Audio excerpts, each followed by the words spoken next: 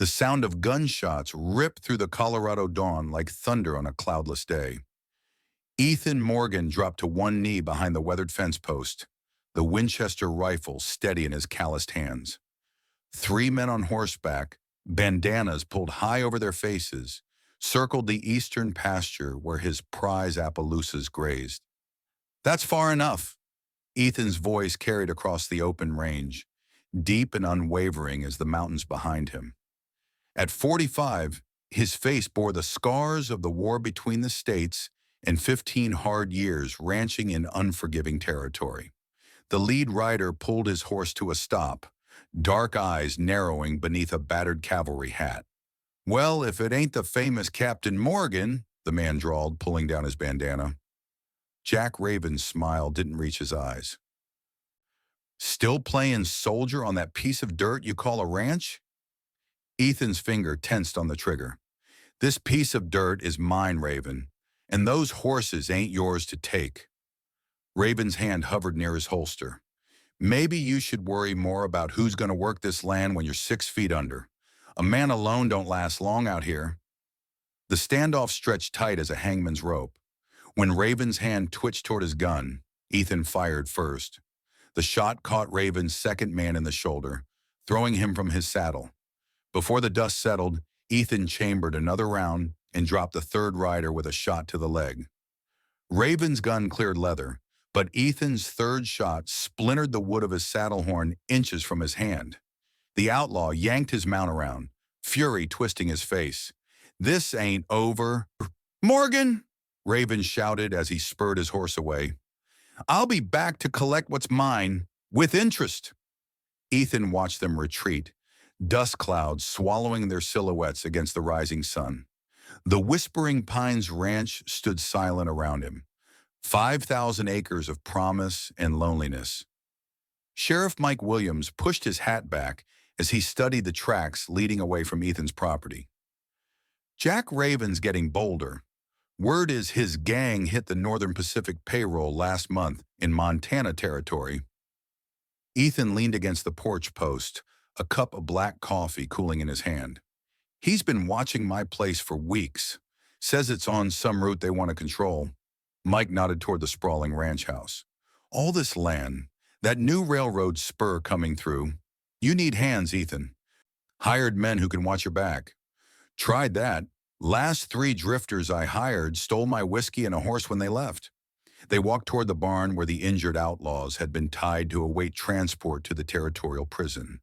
The afternoon sun cast long shadows across the yard, highlighting the emptiness of the place. No woman's touch had softened the stark functionality of Whispering Pines since Martha died in childbirth 7 years ago, taking their infant son with her.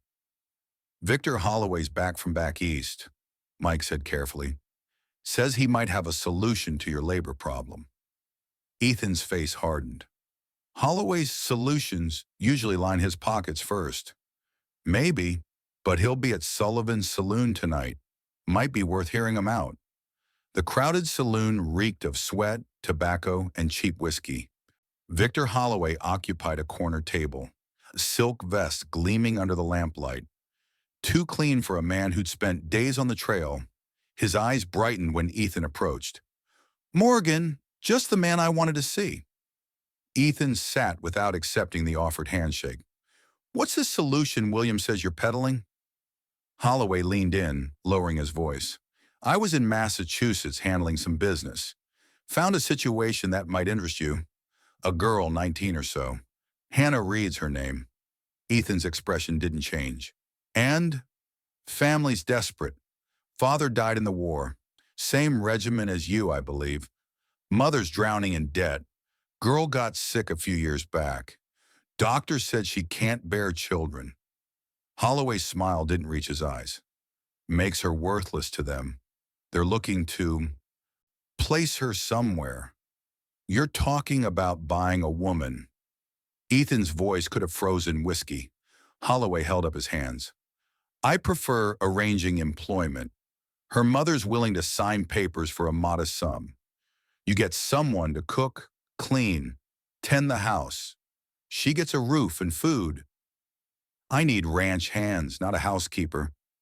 She comes from farming folk, strong from what I hear, and a woman's presence might discourage Raven from thinking your place is easy pickings. Ethan stood abruptly.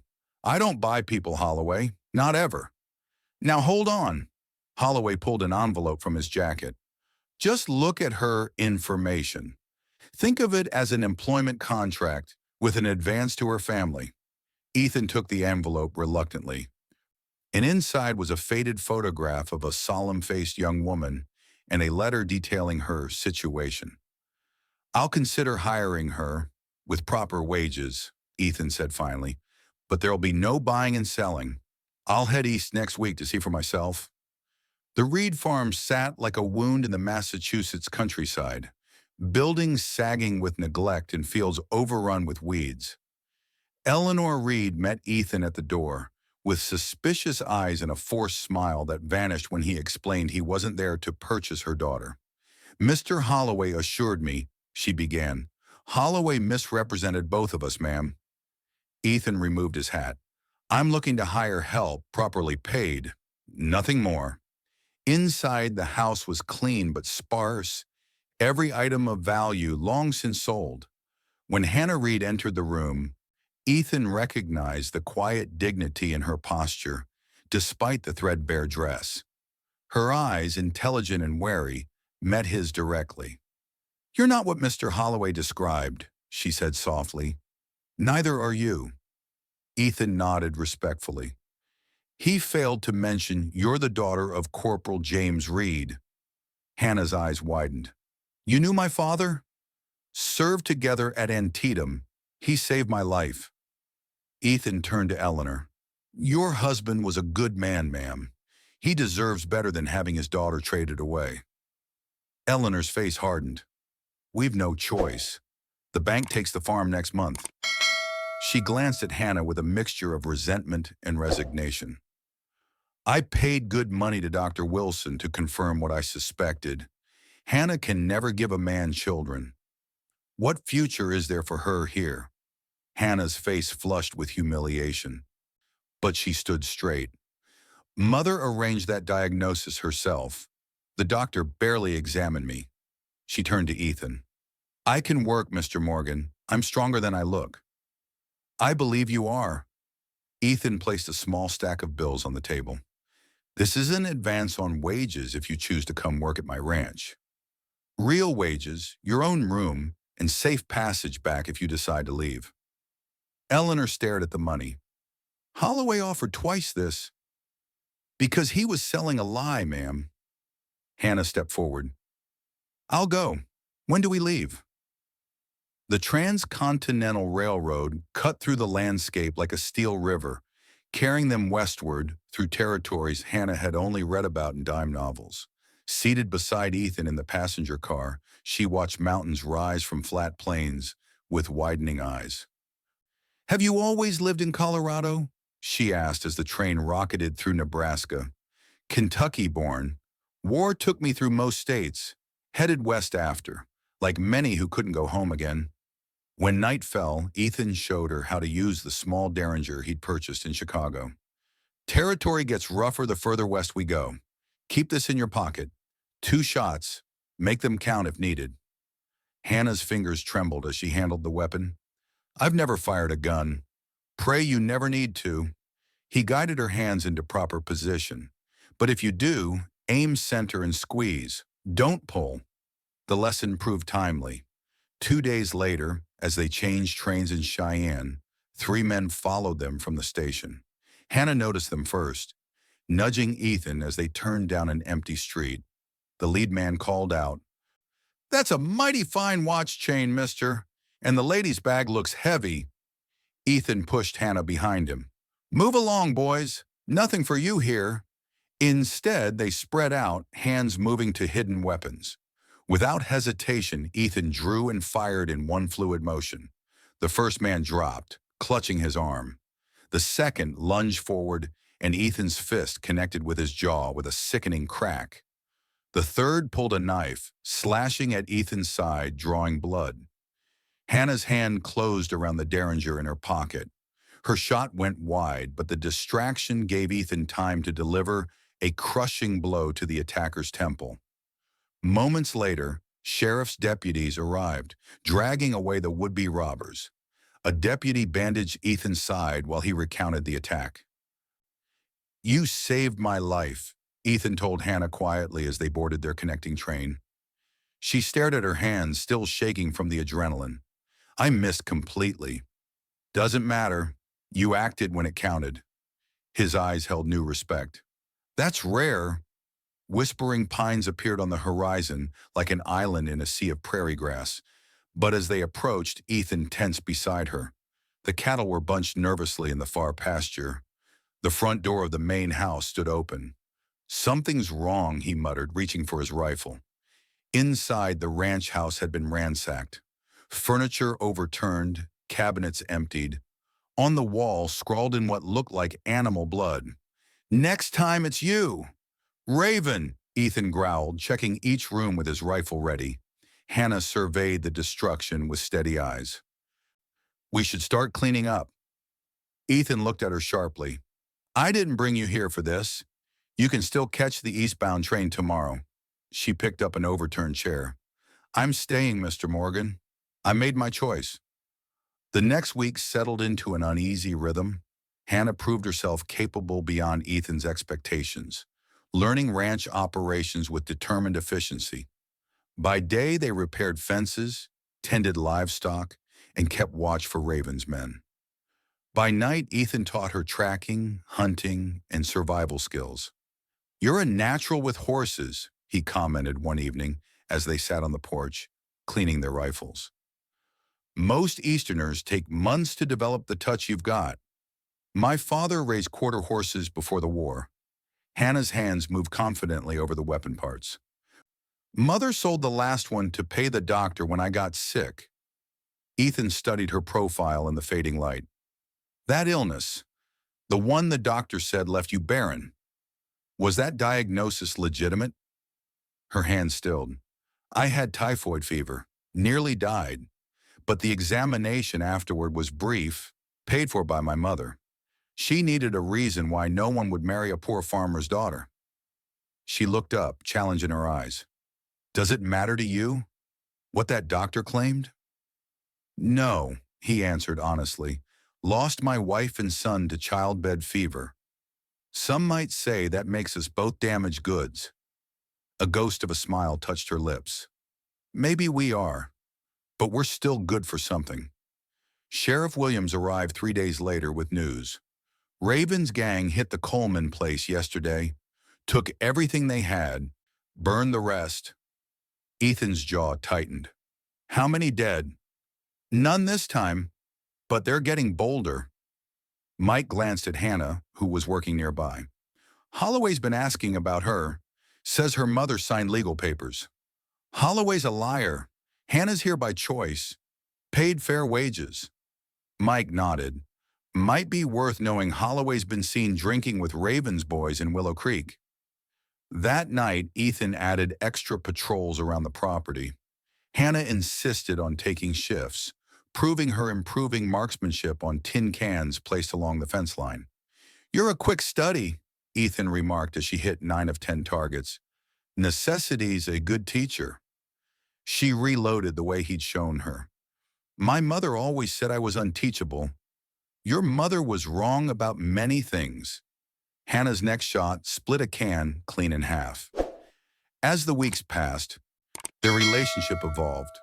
What began as employer and worker shifted to something like partnership.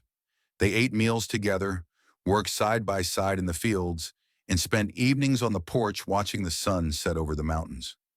One night, as a spring storm raged outside, they sat before the fireplace sharing a bottle of whiskey and memories of the lives they'd left behind. "I never thought I'd feel at home again," Hannah admitted, her voice soft beneath the crackle of the fire. Ethan looked at her, really looked, for perhaps the first time, not as James Reed's daughter or a hired hand, but as a woman who had faced life's cruelties and refused to break. "You've made this place feel like home again," he said simply.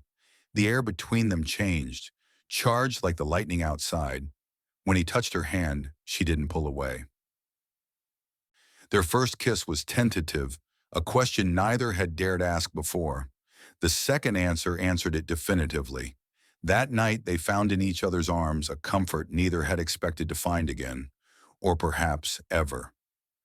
The attack came at dawn 3 weeks later, when the morning mist still clung to the valley. Hannah spotted the riders first, 12 men approaching from the east, rifles gleaming in the early light.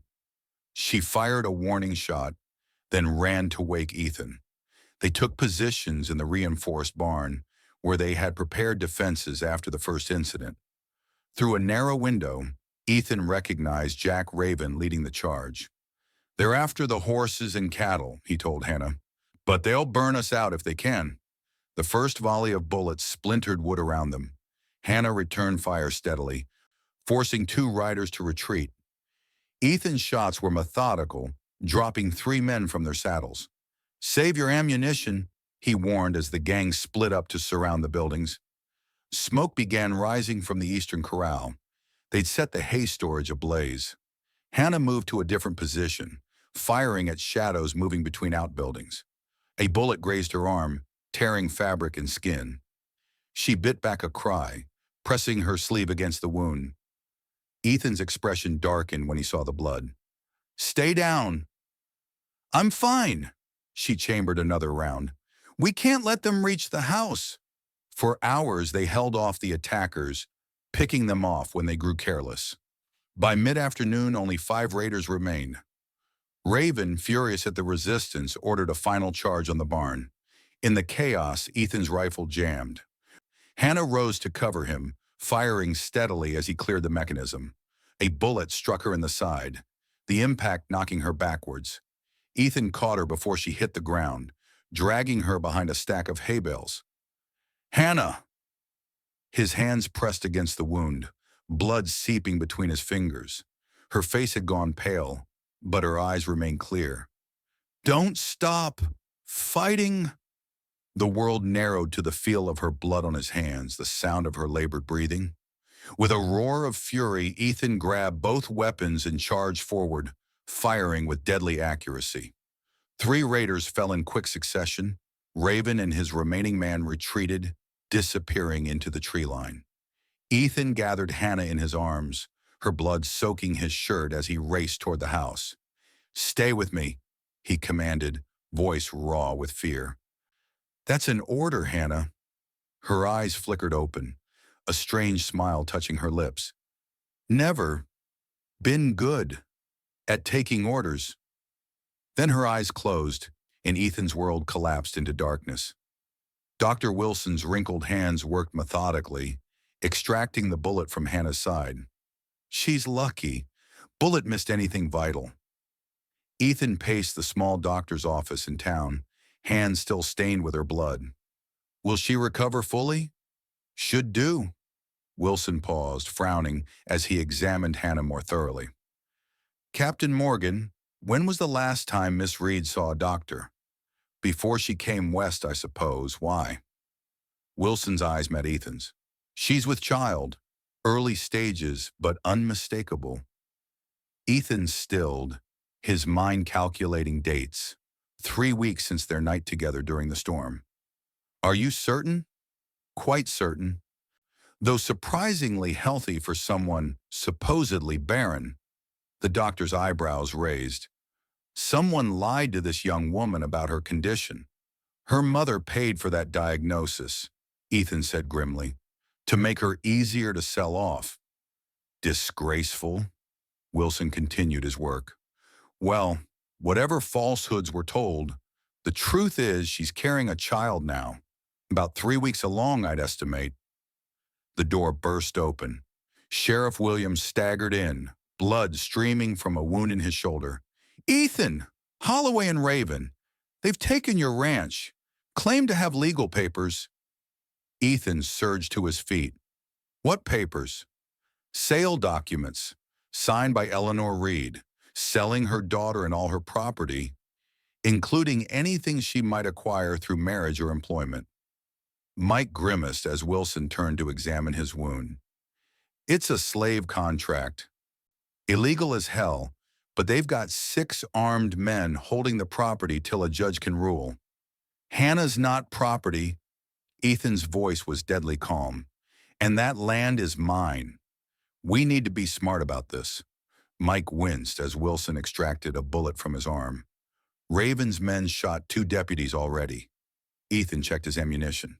I need 5 men who can shoot straight, and I need them now. By nightfall, Ethan had assembled a force, ranchers who'd suffered Raven's predations, miners from the nearby Silver Camp, and 2 Army veterans passing through. They approached Whispering Pines under cover of darkness, moving silently through familiar terrain. A lone figure intercepted them a mile from the ranch. Eleanor Reed, haggard from travel and trembling with cold. "Mr. Morgan," she said, voice barely above a whisper. "I've come to help." Ethan's hand moved to his gun. "You've done enough." "I never meant for this to happen." Her voice broke. "Holloway showed me one set of papers, an employment contract. What I signed was different." "You were willing to send her away for money," Ethan replied coldly. "That's selling, no matter what papers you sign." Eleanor flinched. "I thought I was securing her future. When Hannah fell ill, we lost everything caring for her. I convinced myself she'd be better off with a wealthy man who could provide for her." "So you paid a doctor to pronounce her barren." Tears streaked Eleanor's face. "I needed a reason why no one would marry her, why we had to send her away." She looked up, anguish in her eyes. "Is she alive?"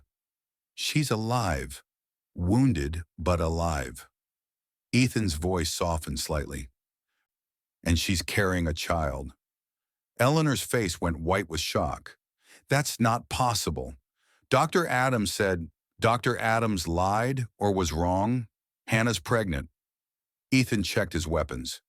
"Now you can help us get her home, or you can leave. Your choice." Eleanor straightened her spine.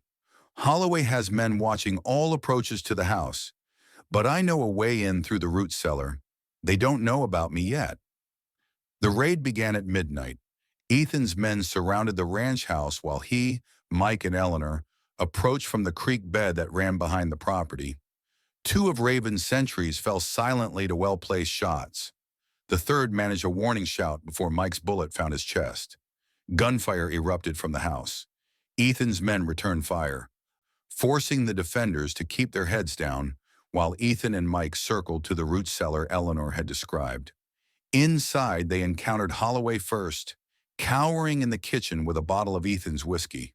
"It's just business, Morgan," he stammered as Ethan pressed a gun to his temple. "Where's Raven?" "Upstairs, looking for your safe." Holloway's eyes darted nervously. "He knows about the gold claim on your north section." Ethan's expression didn't change, though this explained Raven's persistent interest.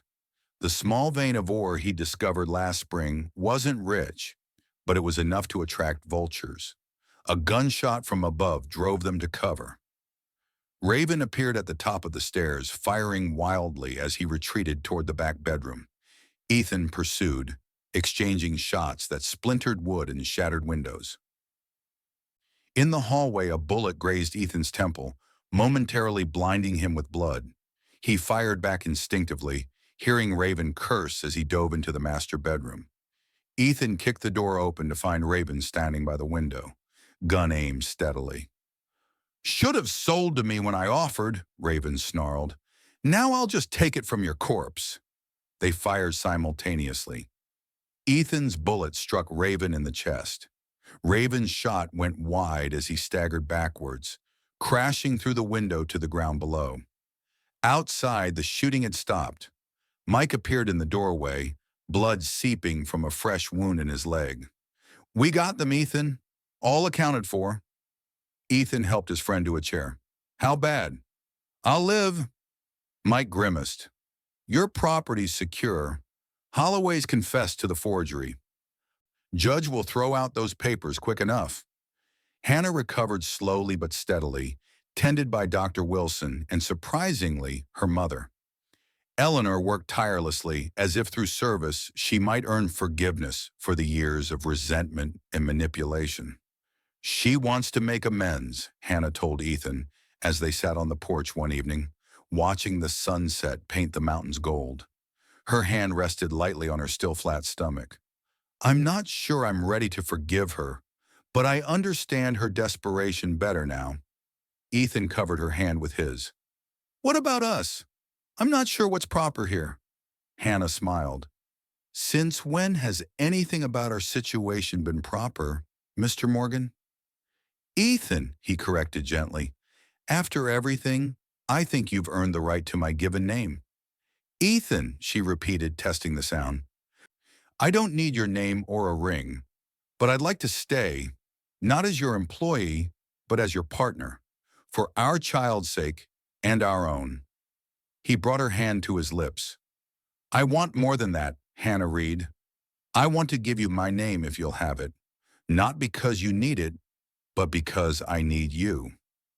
Their wedding was a small affair, witnessed by Sheriff Williams and the community that had fought for them. Eleanor stood in the back, tearful but grateful to be included. After the brief ceremony, Dr. Wilson offered a toast to the miracle of new beginnings. 6 months later, Whispering Pines Ranch stood transformed. The burned buildings had been rebuilt, stronger than before. New cattle grazed in the expanded pastures. The small gold claim on the north section provided enough extra income to hire 2 full-time ranch hands and improve the main house. Hannah's pregnancy progressed without complication, her body proving the lie of her supposed barrenness with each passing month. Eleanor remained nearby, working to rebuild the relationship with her daughter one day at a time. As Hannah's time drew near, Dr. Wilson moved temporarily to the ranch. Not taking chances with this one, he declared. Miracle babies deserve special attention. The night Hannah's labor began, a spring storm battered the ranch with rain and wind. For 16 hours, Ethan paced outside the bedroom door, listening to her cries with clenched fists and silent prayers. When a baby's wail finally cut through the storm, Ethan fell to his knees. Dr. Wilson emerged, tired but smiling. You have a healthy daughter, Captain Morgan. Inside, Hannah lay, exhausted but radiant, a tiny bundle in her arms. She has your eyes, she whispered as he approached. Ethan gently touched the infant's cheek. What should we call her? Hannah smiled. Hope, because that's what she is. Outside, the storm cleared, revealing stars scattered like diamonds across the Colorado sky. Life at Whispering Pines would never be the same. It would be better, stronger, filled with the laughter of a child who represented everything Hannah had been told was impossible. On the distant ridge, invisible in the darkness, a lone rider watched the lights of the ranch house. Thomas Raven, Jack's younger brother, recently released from Montana Territorial Prison, nursed his hatred and bided his time. His brother's death demanded payment in blood, a debt he intended to collect. But that was a story for another day. Tonight belonged to hope, to healing, to the family forged in fire on the frontier, and to the woman who had proven her worth beyond anyone's measure.